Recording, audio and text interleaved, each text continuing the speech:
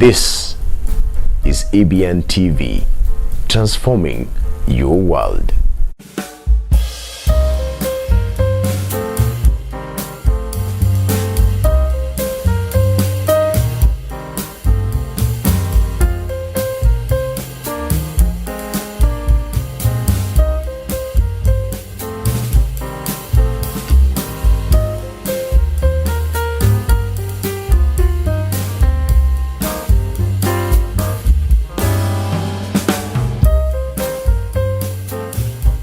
This is EBN TV, transforming your world.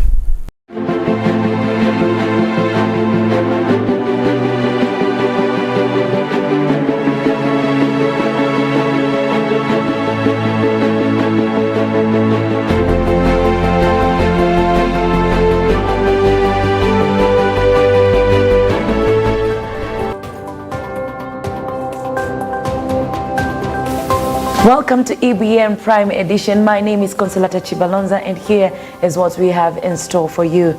Kicking us straight, the Supreme Court has dismissed the affordable housing deductions in the 2023 financial bill. And the decision by Judges David Majanja, Christine Meoli and Lawrence Mugambi, the law was not followed in designing the affordable housing fee. The government, through its lawyers, have asked for a period of 45 days to explain the reason which caused the fee to be against the law. Operations of the state. As this was an informal application, the court could not interrogate the facts upon which the arguments by the parties were made. We are of the view that we do not have the last word on the matters at hand. The respondents are entitled to exercise the undoubted right of appeal to the Court of Appeal and thence to the Supreme Court. And in order to enable the respondents review their position in light of the judgment we have rendered, we are inclined to grant a stay for a limited period, and we order as follows. An order of stay be and is hereby issued, staying the effect of this judgment issued today, 28 November 2023, pending the filing of a formal application for conservatory stay and conservatory orders in the Court of Appeal. And these orders of stay shall remain in force until 10th of January 2024. Those are our orders. Thank you very much. Lord, we're ready. We thank you. First. To matters insecurity, residents of South Sakwa hold demonstrations to protest high rate of insecurity. They paralyzed transport along Migwena-Wagusu Road and while pleading with security agencies to come into their aid so that they can get solutions. Tromo Dennis gives us the full detailed story. Residents of Maranyona and Kawere villages in South Sakwa location within Bondo sub-county held a demonstration to protest over increasing rates of insecurities across that region. Tumekuwa na shida, hapa ni Maranyona village. Tumekuwa na shida. Watoto wetu, wenzetu, vijana wenzetu wako na nguvu, wanaweza fanya kazi, wapate mapato zao. Lakini hapa shida inakuja ya kwamba wanaingia kwa nyumba, wanaiba vitu zetu. Kuku, siwezi fuga kuku. Mbuzi zinaenda. Haya, kuna shida nyingine, kuna hii mambo ya pombe. Hii local brewery. Kuna pombe yenye inapikwa hapa kwa Daudi. Led by Bena Ngiele and Dorothy Omondi, the residents complain of increased cases of housebreaking, lamenting that there is a group of thugs who have developed a tendency of terrorizing the public and stealing chicken, cattle and household items. Kuiba ng'ombe, na kuiba mbuzi, kuku, sufuria. Na hiyo hatutakubali hiyo. Na drills pia wanaiba kwa mahindi, wanaiba kwa nyumba. Wanavunja maduka za wenyewe. Hiyo hatutakubali. Wanakuja usiku, wanavunja manyumba, wanatoa vitu kwa nyumba, wanatoa kuku, wanaiba mbuzi, wanaiba ndizi kwa shamba, wanaiba vyombo, jiko, kila kitu wanachukua. Sijui kama ni shida ya njaa ama ni shida gani. He complains that the youth who are unknown to the villagers have been stealing chickens and goats, then slaughter at the local Changa drinking dens within the area, adding that they have made numerous reports to the local administration officers, but nothing yet has been done. Kiria Handa lamented that as a result of high rate of insecurities, they now live in a great fear because their thugs have also been timing people and mugging them across the villages as early as 7 p.m. tutawanyorosa kabisa kwa sababu wanakunywa pombe. Hapo ndio mahali wanaona mpango, wanarudi hapo wanatuiba. Sasa kama serikali hawezi kuchukua hatua hiyo tumekataa kabisa. Zedekiah Otieno complained that they recently conducted an operation and even managed to arrest some of the suspects whom they have handed over to police, but to their dismay, the suspects were released under unclear circumstances and they are now continuing to terrorize the helpless locals. Wamelete vijana wale suspect tulikuwa nao yote leo mbele yetu tumewaona. Hiyo ni kazi nzuri sana. Nimepongeza hawa vijana wale walifanya kazi usiku sana. The residents who paralyzed transport along Mingwena-Wagusi Road have therefore pleaded with the security agencies in the region to come to their aid so that the situation can be arrested, failure to which they have warned that they will be forced to start taking the law into their hands. Toromo Dennis, EBN TV, Prime Edition. Still on matters insecurity, residents who live in Shikambi area near Shikambi town expressed their concerns about the series of killings in the area due to the lack of security, which has become a chronic wound when 5 people have been killed in less than a month. Isaac Otiende and his assistant Alfred Mambia, a leader in the Nyumba Kumi initiative, are warning border riders in Kakamega City to be careful, as many of those riders are transporting criminals armed with dangerous weapons who attack and rob them. Otiende and Amambia are accusing the governor of Kakamega and Shieyue Ward MCA Moses Musundi for distribution of funds while there is no enough security in Kakamega town. The officials claim to highlight changes in improving security and installing road lights. Sisi tunalia barabara ya Shikambi ya Makawani kwenda paka mama watoto. Hiyo barabara imekuwa na visa vya uhalifu sana, zimeongezeka. Hapa juzi kuna mtu ameuliwa, akapigwa kichwa na mtu ambaye alisemekana ni mteja wake, akamnyang'anya pikipiki. Alipiga kichwa vibaya sana hadi ubongo kabaki chini. Na juzi pia njia kutoka Musonga pia mtu akadungwa visu mingi sana kwa kichwa. Alafu pia hapa kuna wanafunzi pia asubuhi mapema wakati wanaraukia shule wananyang'anywa uniform asubuhi. Na usiku pia tumekuwa na visa vya watu kuvunja nyumba na kuchukua vitu kama sana TV za flat screen na vitu zingine za nyumba. So tunalia kabisa kwa sana aswa pia kwa governor MCA. Hii njia ni ya county na hapa tuko town. So tunalia pia kwa governor Fernandez Baraza na MCA wetu Moses Musundi. Wajaribu kukuja hapa, tunaomba tu mwangaza peke yake. Kwa sababu kabisa vitu ya kugawa watu pesa si vitu mzuri. Kitu kwanza inafaa waangazie miundo msingi. Waangalie giza, hatuna lights na hapa tuko town. Hapa ni Kakamega town. Waangalie wajaribu kuweka lights. Ukiweka lights visa za uhalifu zinapunguka. Mimi kitu ningependa kuonya watu wetu wa bodaboda ya kwamba ikifika saa 12:30 ya jioni usikubali kubeba mtu ambaye haumjui. Sababu hiyo masaa mtu anasema mimi ni mteja, tena anataka kulipe vizuri kabisa. Wakati mnafika anakuambia mimi naishi mahali fulani, kumbe anakupeleka mahali giza iko. Kama kufungua hizi mitaro, sijui tena ukiangalia upande wa OCS. Nyumba 10 inashika watu inapeleka kule. OCS anaachilia. Naona kama anaweka hali hatari hawa nyumba 10. Watu ambao wamenyang'anywa pikipiki katika barabara hii nielekea watu 5. Tunaomba ya serikali tupe hata maaskari 2 3 tuwe tuna patrol nao kwa hii njia, kwa sababu wezi wanaanza mapema tukiwa na enforcement, kwa sababu sisi ni nyumba 10 pekee, hatuna silaha yoyote. Now, the court has been requested to hold the activity of selection of secondary schools until the defects of KCPE are addressed, saying there was inaccuracy among the chief education officials in the country, which caused the existence of defects in the examination, which was the last in the country. The organization claimed that the basic rights of the students were violated and criticized the examination council and NEC for not being clear about how the mistakes occurred and how they will be corrected.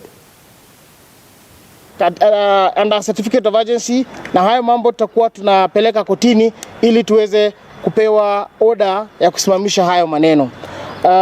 Na pia tunasema we want a restoration. Tunataka kuwe na hakikisho kwamba mitihani ambayo yamefanywa Mitihani ya KCSE, mitihani ya KIPSEA, mitihani yote yako sawa. There has been a breach of integrity of the 2023 KCPE results. 2, that there appears to be a clear violation of the rights of the pupils whose results have been tampered with, and a continuation of processing of the same without an independent validation process may further aggravate the situation. Malpractices occurred. These malpractices cannot be continued. We need, as a country, to bring it to a halt. We have time because thank God the results were released in November. We have December and the early part of January. All this can be done. Moving on, Vice President Rigathi Gachagua attended the conference of the Kenya Institute of Planners in Diani City, where the motto was to set solid strategies in various sectors of the economy. The conference brings together different stakeholders and economic experts from different sectors in the country and even outside the nation to discuss methods and strategies to keep the economy as the main pillar of the nation in general. Kenya is rapidly developing. This convention, therefore, is an opportunity to canvass and align priorities for the planners into the Kenya Kwanza plan as we work in making Kenya a planning society.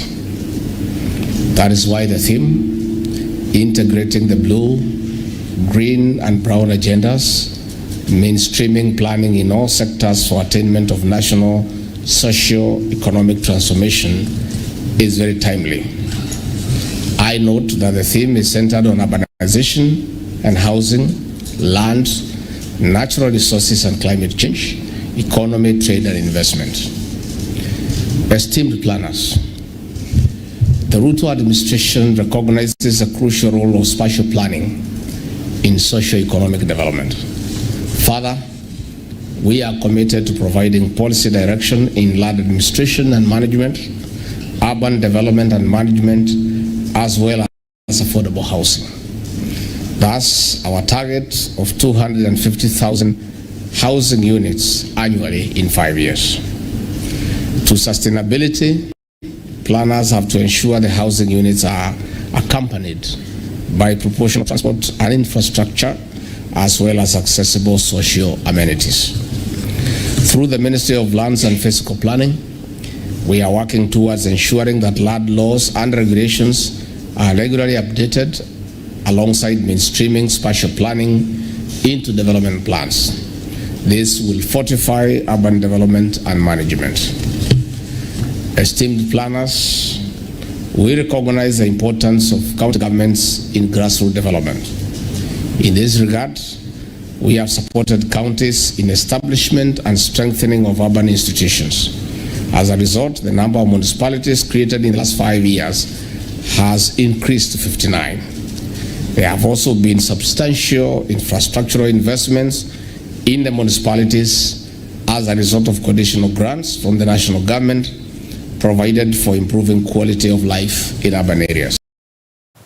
Now, the Kenya Union of Post-Primary Education Teachers, Kuppet Samburu branch, has called on the government to reverse the decision to develop basic secondary education in primary schools and instead to develop that education in secondary schools. According to them, secondary schools have a better educational structure compared to primary schools. The teachers have also blamed TSC on the issue of promotion, where they want TSC to promote teachers who have been serving for a long time.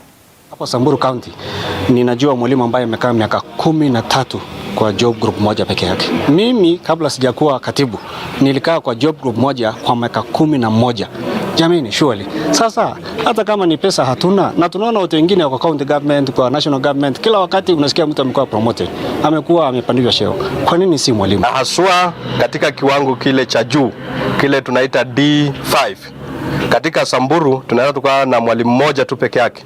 Na ili hali katika gatu zingine unapata wako na chief principal zaidi ya 10.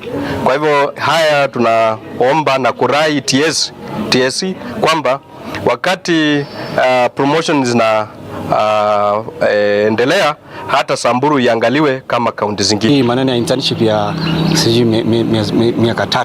Surely internship tena unaongezea miaka ingine tena, itakuwa ni vigumu sana. Tunaambia serikali ya kwamba hao walimu weka hao permanent ndio wapate hiyo motisha, ndio wapate hiyo moyo ya kufanyia watoto wetu kazi. Walimu wamekaa sana bila kuwa permanent, na tunasikia hata kama sio kwa masikio yote mawili, lakini tunasikia kwa sikio moja kwamba kuna watu ambao wanaajiriwa hasa hapa Samburu. Walimu wa internship wa Samburu waweze kuwa permanent, nao pia waweze kufanya kazi, kwa sababu baada ya kufanywa permanent wanakuwa motivated. Kama chama tunauliza serikali ya kwamba kuweka hii JSS kwa primary school ni kazi bure.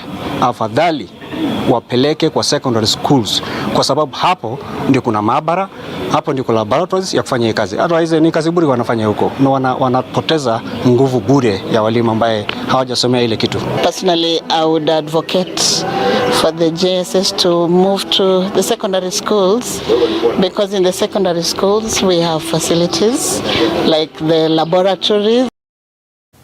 Away from that, Trans Nzoia Governor George Natembeya has denied allegations of hate speech and racial despitefulness made against him and his deputy Philomena Binea Kapkori. While appearing before the National Cohesion and Integration Commission (NCIC), Natembeya has defended himself, rejecting claims of racial insults and hate speech labeled against him. Tulikuwa nasema labda haya mambo nilisema kwamba Natembeya amekuwa na clean record, labda fanana na wanasiasa wengine, kwa hivyo inabidi afanane na wengine. Kwa hivyo anaanza hii mchezo hii, aende kwa Senate, aende kwa NCIC, aende kwa DCI, aende wapi, labda hata kule labda kwa ICC, uwezi jua hilo yetu, kwa sababu ukiona ni hiyo unajua mtu anajua tu, sio lazima kuja hapa upate guilty ama ende kwa Senate useme fanya makosa, lakini iwe tu umefika huko na watu wamejua kwamba you've been dragged there, yeye ameachieve objective. Still on County Governors, Taita Taveta County Council of Seniors has strongly criticized Governor Andrew Madime for not following Taita traditions and customs when he offered opportunities, especially ministerial jobs, in his government. The council has asked the governor to reverse his decision to give leaders who are not from that county the opportunity to serve as ministers of community, culture and sports, a position that they feel will benefit a Taita resident. The elder of the Taita communities have said the traditions and customs allow them to be led by people from the community and not from outside. Sasa anaweka mtu ambapo si mila zake ni nje ya mila za Wataita. Hizo culture atakazoendesha, msingi wa kufundisha kama ni mila na desturi, atafundisha nani akitumia msingi upi? Watu wanakuja wanaanza kuwa mbuzi na makondoo na wanafanya matambiko yao hapa Taita. Na tumesikia mengi yamefanywa. Hata kuna wakati mwingine tuliomba bishop wetu aende akatuombea haya mambo. Lakini bado yanaendelea. Wanakuja tu wakijua kwamba chama ni chama, bila kujua kwamba chama kina misingi ya wananchi wa sehemu ile. Amekosea kuweka mtu ambaye si Mtaita kwa cultural. Maana mila na desturi ni za watu wa mahali ambapo county iko based. Sasa anaweka mtu ambapo si mila zake ni nje ya mila za Wataita. Now, in steps to strengthen agriculture in this country, the government has invented new strategies regarding the provisions of subsidized fertilizers to farmers in this country to benefit bounty crops during the harvest. The Secretary in the Ministry of Agriculture, Paul Rono, has invited stakeholders and farmers to join agricultural businesses and the county government aiming for the quick distribution of fertilizers to the farmer. Rono has said that this action will help farmers not to go a long walk to find the field inputs when they need fertilizers. Speaking on providing briars in Kedoya, Kenya, he said that the farmers needs to get any services needed to promote great agriculture and productivity of food in this country. Hii mbolea tumeleta. Bei ya mbolea is 2,500.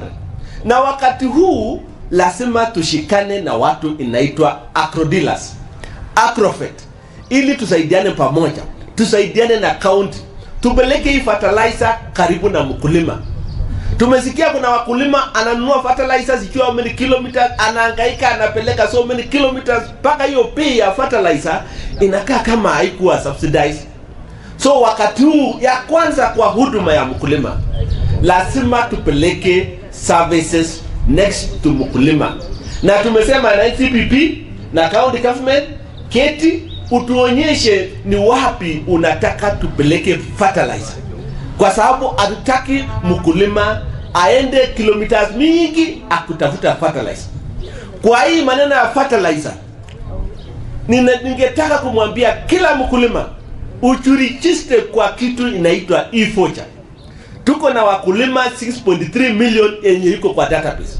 Hiyo ndio watu wakulima yenye watakuwa tunaongea pamoja, tunakutana pamoja, tunapeana fertilizers to hao watu.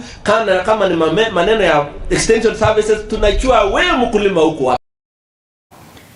Migori County, through offices defending gender issues and human rights activities in the country, has officially started a matization process for the community on sexual violence or gender-based violence for 16 days, which have been too excessive. The director of the National Government on Gender in Migori County, Kennedy Oomo, who led the activists and residents in celebrating that day in the county, said that the activity will aim to promote awareness against gender-based violence to reduce the evil. Women and girls have become the main gender violence targets and victims for a huge percentage in this country, and the county of Migori is demanding action to be taken against such. Social leaders in Kisii County have also come out against gender-based violence among women, claiming a large number of intelligent women in the area are getting pregnant without their consent. 15 days of activism against gender-based violence. That is an activity that is carried out internationally between 25th of November all the way to 10th of December.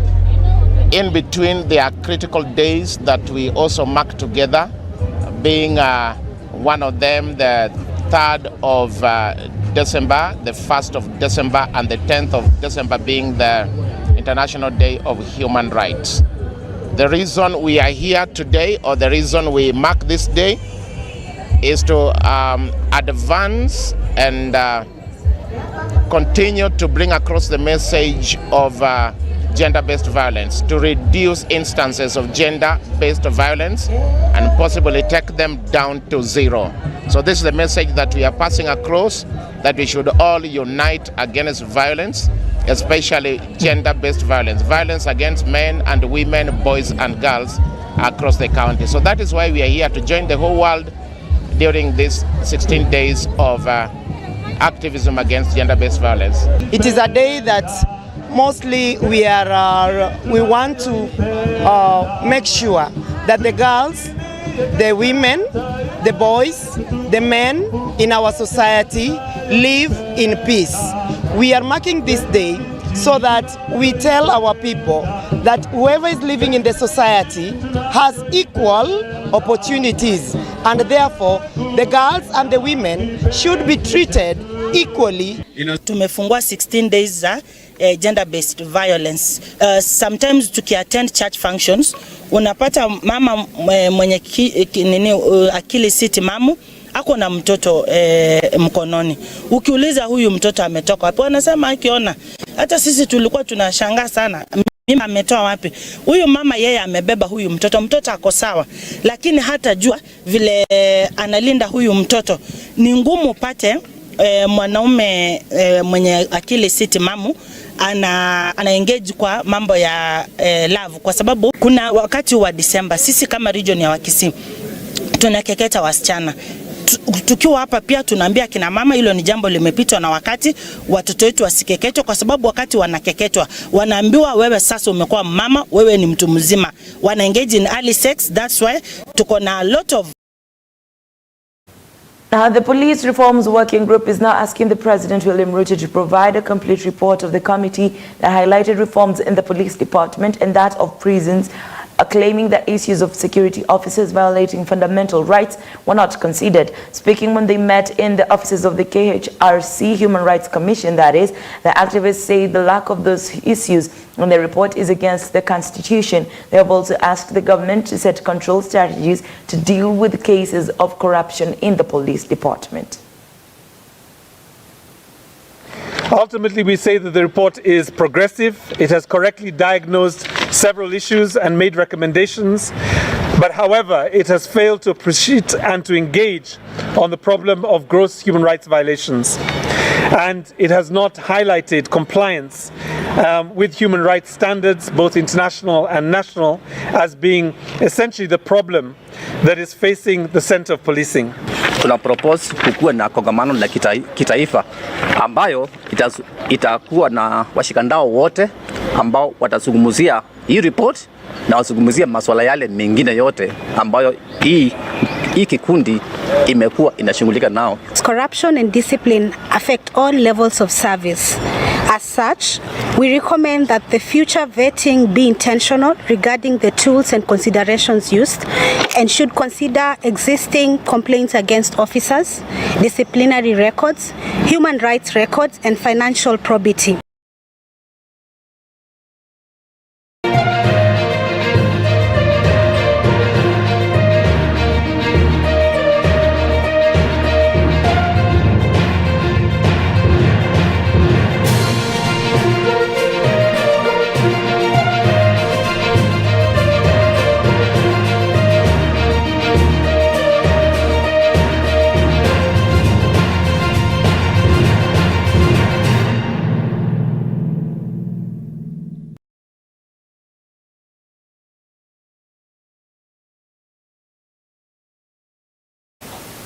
And on to the world of sports. Football Kenya Federation FKF National Super League Division 2 side Creative Hands 5-0 in a Sakaja Super Cup Slam Derby and Embakasi South Sub-County finals on Saturday, November 25th, 2023.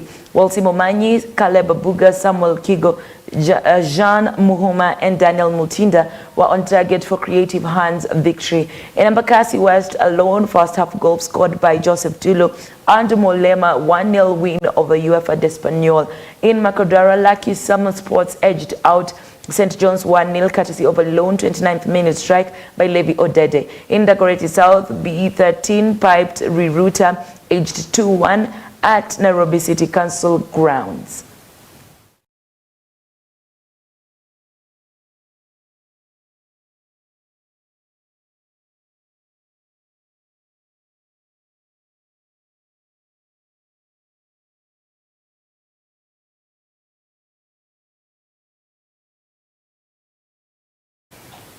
And elsewhere, Norwegian legend Arlen Fagerli affirmed his status as the greatest freestyle footballer of all time, bowing out in style with his 10th world title after beating French rising star Tristan Gak in the men's final of the first ever World Freestyle Football Championship held in Nairobi on Saturday. In his last official competition, Arlen confirmed his status of greatest of all time and took his 10th title back to Norway, while Polish icon Aguska Minch conquered her 6th World Championship.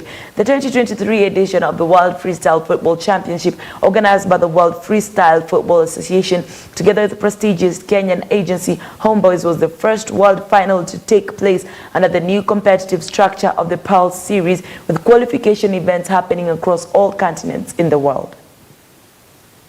Me strength. I couldn't be here, but he helped me, and I'm so happy to be here. Thank you to everyone that supported, family, friends, freestyle community. Everyone in the freestyle community is amazing, and I love every one of you. Still on soccer, Wolverhampton Wanderers manager Gary O'Neill has joined the growing list of coaches complaining about the review system after his side had 2 penalties given against them in a 3-2 loss at Fulham. The spot kicks converted by William Borges were awarded after a Nelson Semedo challenge on Tom Kaimi and a late Joao Gomez challenge on Harry Wilson, the latter given after a VAR review. Wolves are 12th in the Premier League with 15 points from 13 games, but O'Neill said the bad refereeing decision had cost them another 7 points. To William, back to Robinson into the box, pulls it back, and yes! It's 1-0 to Fulham. It's Alex Iwobi.